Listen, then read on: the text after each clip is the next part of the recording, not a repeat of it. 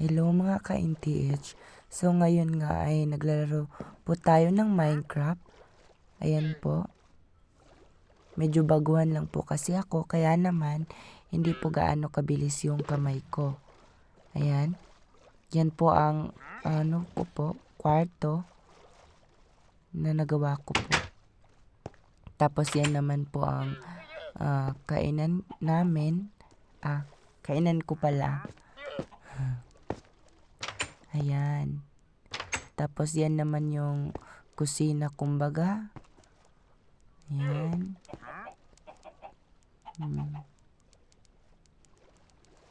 Kaya naman, kinuha ko na lang yung pagkain. Pero hindi pa naman ako gutom kaya nilagay ko na lang sa lalagyan. Ayan. Uminom na lang po ako ng tubig. Ayan.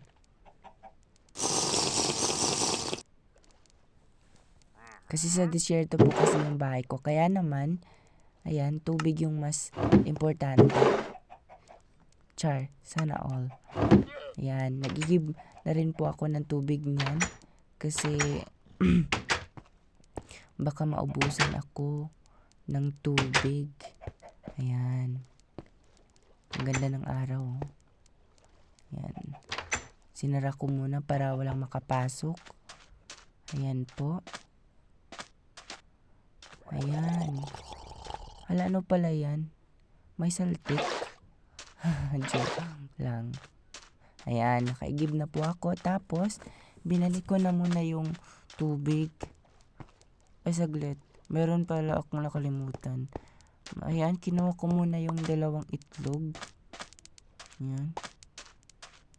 Ayan. Kasi yan, for sale po kasi yung mga manok. Kumbaga, yun yung binibenta ko sila. Kaya tinalo ko. Ayan, bumalik na po tayo. Tapos, muntik ko na nangasira. Ayan. Nilagay ko muna dyan sa cabinet kumbaga. Ayan. Yung itlog dyan dapat sa indoor kasi yun na lang yung parang ginawa kong refrigerator. Tapos, hindi pa muna ako naglagay ng tubig dyan. Sa cauldron kasi may laman pa yung tubig. Konti na lang. Ayan. Ayan. Lumabas ako ulit. Ayan po. Ayan. Tapos, yan. Isip-isipan ko muna na magra-ride muna ako nito. Itong sasakyang to. Ayan. Pampalipas oras muna. Ayan. Ano ba to? Ayaw makontrol. Hindi ko alam ko kasi kung paano kontrolin to eh. Hindi kasi ito kagaya ng horse kaya iniwan ko na lang. Yan. Uy, ano ba yan? Bubuyog. Yan. Bubuyog yan. Naku, ang dami na nila ang naipon, oh. Kukuha sana ako, baka delikado pag pumula na ang kanilang mata. Ayan, naglagay din ako ng mga isda. Ayan, para mabuhay yung puno. At tubig. Ayan. Napag-isip-isipan ko munang ito. Mag-harvest muna ako. Ayan. Hindi sabay-sabay yung pagtubo. Bakit kaya? Sabay-sabay ko naman silang tinanim. Eto. Hindi kasi ako nag-cheat pero sa paggawa ko nito ay creative ako. Ayan. Hindi ko muna hinarvest yung carrots. Oops, sino pala yan? Ay, yung trader. Wow. Grabe ang lakas ng titig niya sa akin. Mag-ingat tayo dun kasi baka magnanakaw yun. Charot lang. Ayan, nanghulog na nga ako sa pagkabibilis ko kasi kukuha kasi ako ng emerald para makipag-trade dun sa sa trader. Kasi marami kasi silang dala eh. Muntik na nga ako nakapasok sa kwarto. Ayan. Lumabas ako ulit. Naku, nagmamadali yata ako dyan. Baka makaalis na yung trader. Ayan. Yan kasi, yan yung tindahan ko. Eto. Lagay mo lang yung bibilhin mo at saka yung emerald ba kaya? Ayan. Tapos, kunin mo lang. O diba, ganun lang. Kasimple. Yan, nakakita naman ako ng itlog. Yan yung mga binibenta ko sa mga villagers. Yan, lumabas na ako ulit.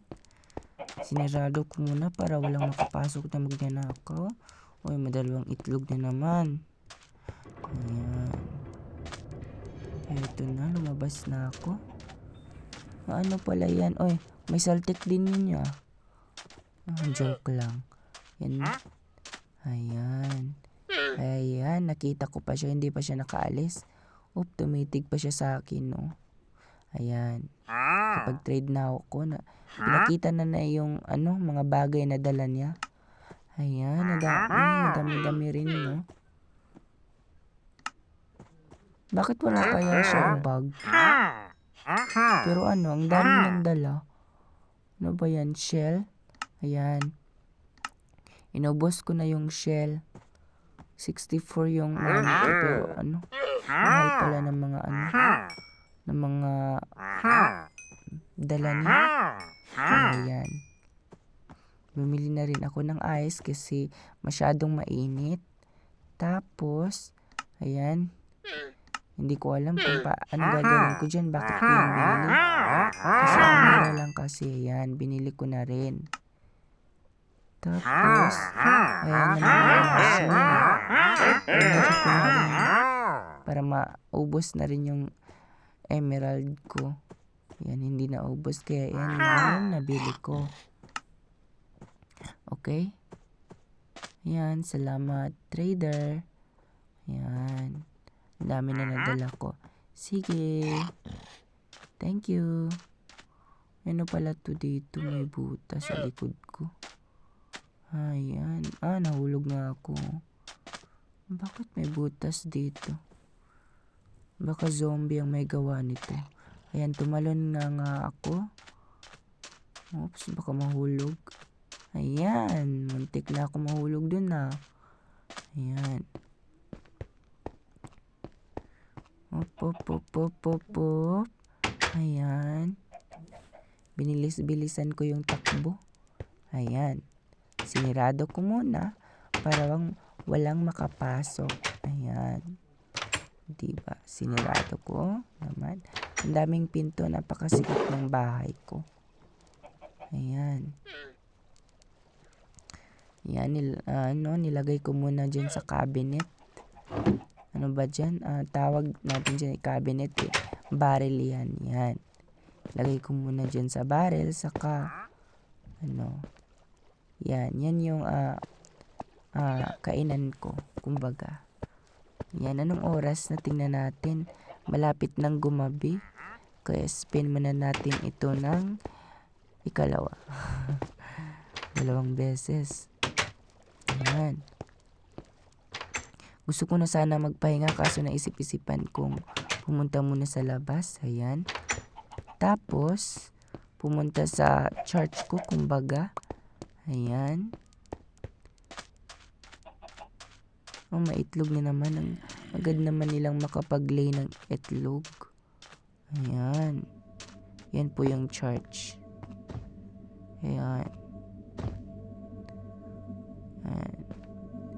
Ayan. Yan yung naglagay ako ng 2 golem para walang makapasok na zombie. Tapos, yan. Alam nyo ba kung ano yan, guys? Comment nyo. Comment nga kayo kung alam nyo yan. Ayan. 'Di ba? Para siyang may ikot na box. Walang katapusan yan pero pag mas umakyat ka pa sa ibabaw pag nag-creative ka, wala ka namang makikita. Para lang siyang hangin. Okay. Wala naman akong magagawa dyan. Tapos na ako sa church. Ayan, ang bisita lang ako. Kaya bumalik na nga ako kasi malapit nang gumabi. Ayan. Tapos napag-isipan ko munang paglaruan yung saltik na yon. Kaya ayan tuloy, nasakmalan niya ako. Bumalik na nga ako, baka magka-virus pa ako. Kaya yan, sinirado ko muna yung pinto. Okay. Tapos magpapagamot muna ako. Ayan. Pumunta tayo sa kusina. Tapos, ibato natin, hanapin muna natin yung yellow. Ayan, yung yellow na circle. Tapos, ibato lang natin. Yan, nawala na, pero kaya para ma-make sure, kaya ibinato ko muna sa salamin. O, diba? Kung anong gamot lang nalalaman natin. Ayan. Tapos, napag-isip-isipan kong wala naman akong magagawa doon. Kaya sa CR na lang ako. Ayan, yan po yung CR ko. O comfort room. Yan, doble. Yan po yung yung bowl at saka igiban ng tubig. Yan. Nagpupo muna tayo, nakalimutan nating isara yung pinto. Ayan. Tumingin po tayo sa ibabaw kasi baka may nakatitig na butiki. Joke lang. Ayan, sinirado ko na po yung kumbaga yung basta ewan ko dyan kung ano. Basta yung palang pinto sa bowl. Ewan ko. Ayan.